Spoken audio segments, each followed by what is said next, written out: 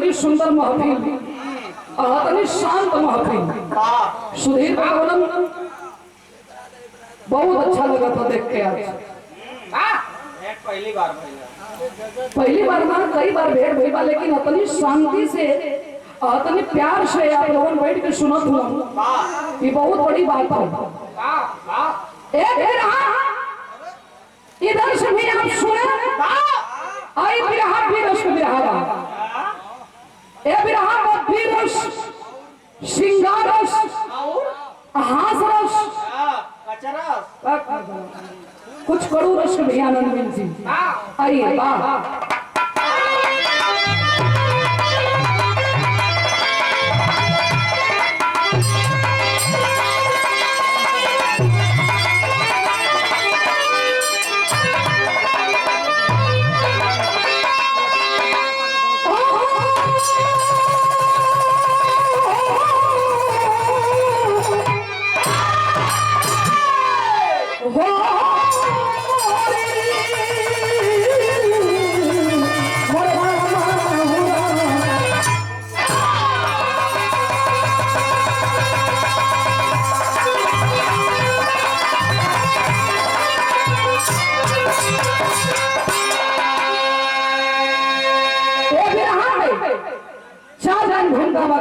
कैसे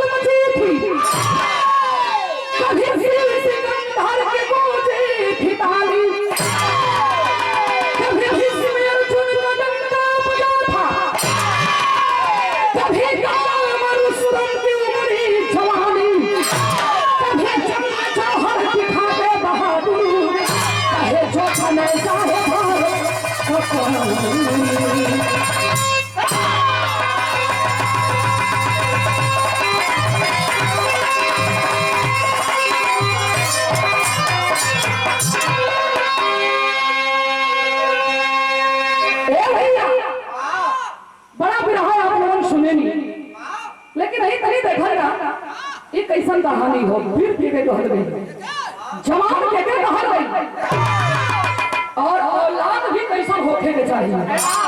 बिहार में यहाँ गजल के टुकड़ा बा कौन गजल हमारे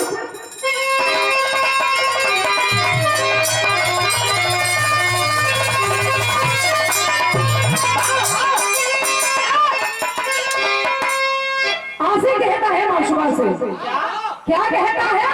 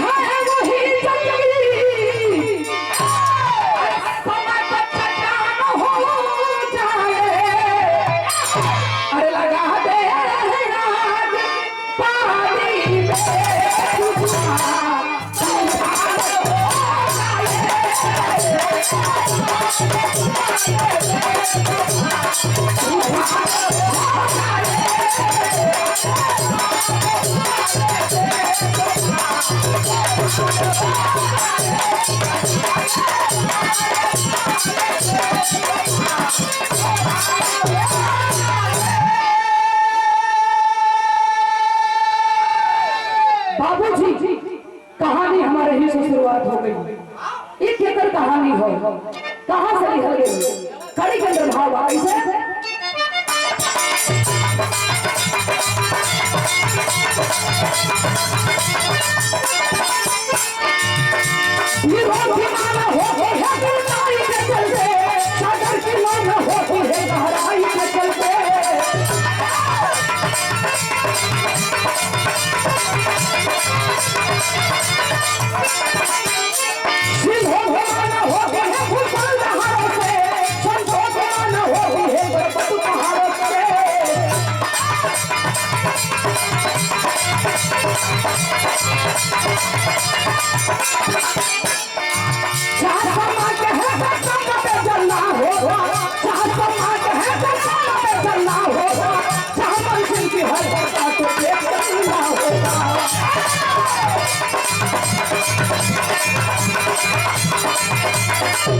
ए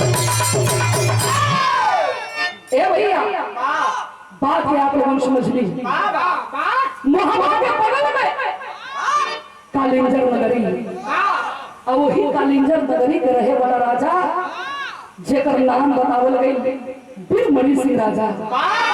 बड़ा नामी राजा हो भैया। बीरमणि सिंह राजा के जब तलवार निकल जाए तो निक निक लड़वैया के तलवार चुहानी रखा जाए। एक दिन बीरमणि सिंह राजा ऐलान करवा दिए, कोई हाथ नहीं के लाल जो लड़ाई के मैदान में हमें हरा दे, जो लड़वैया हमें लड़ाई के मैदान में हराई, वो लड़वैया के सोना चांदी हीरा जवाहरात आधा राज आधा पाट बड़े बड़े इनाम रखल बा। चारों तरफ पाती घूमल और जगह सामने चिट्ठिया जाए, चिट्ठिया के मोड़ पे फेंकता कहो रे मर्दवा मामूली लड़वैया हूँ क्यों करे सामने ठीकी। लेकिन है देखा गोंडा रियासत के रहे वाला राजा के बेटा गगन सिंह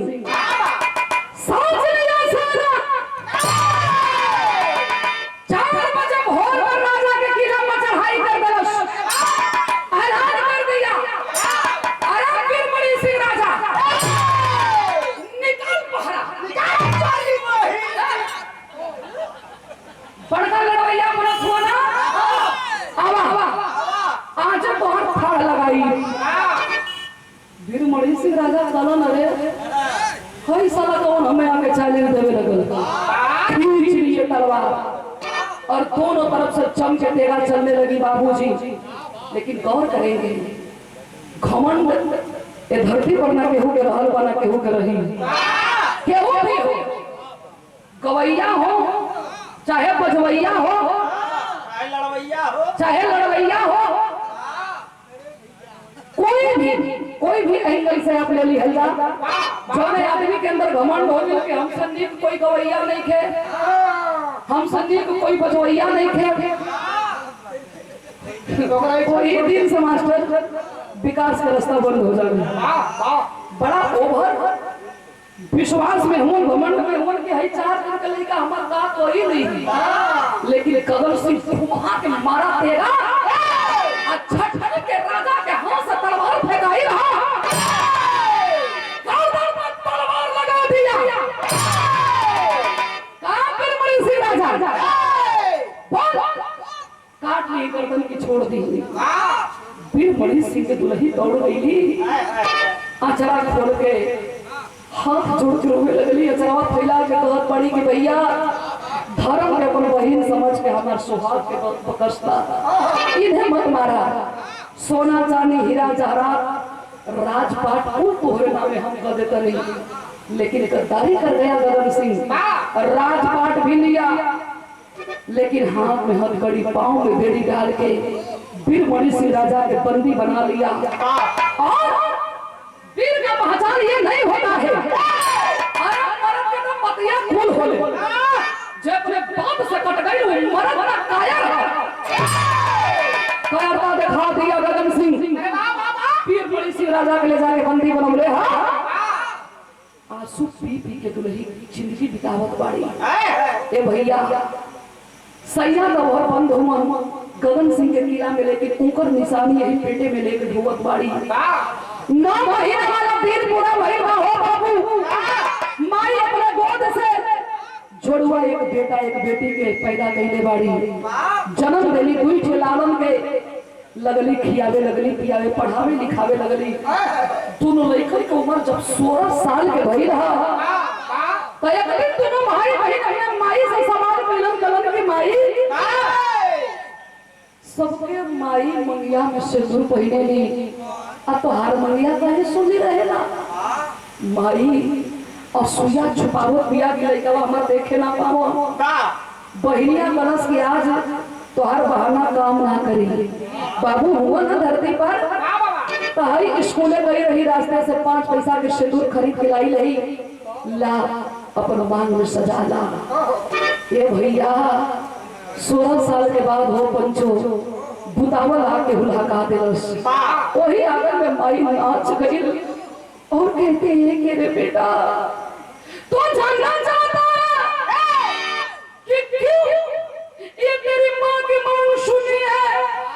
तो सुन गुंडा रियासत के रहे वाला गगन सिंह तोरे बाप के बंदी बनौलस, धन दौलत रुपया पैसा सब कुछ दे के अपने सुहाग के भीख मांगत रही, खींच के लात हमरे सीना पर मरलस। जब हमरे सैया के बंदी बनौलस वही दिन प्रतिज्ञा कर गई, कसम के खा गई कि पापी के छाती के खून से हम अपन केस संवारा तबे मान में सिंदूर पहिनब।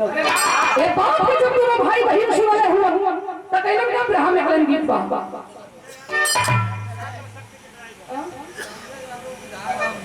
संजय यादव विधायक छात्र शक्ति के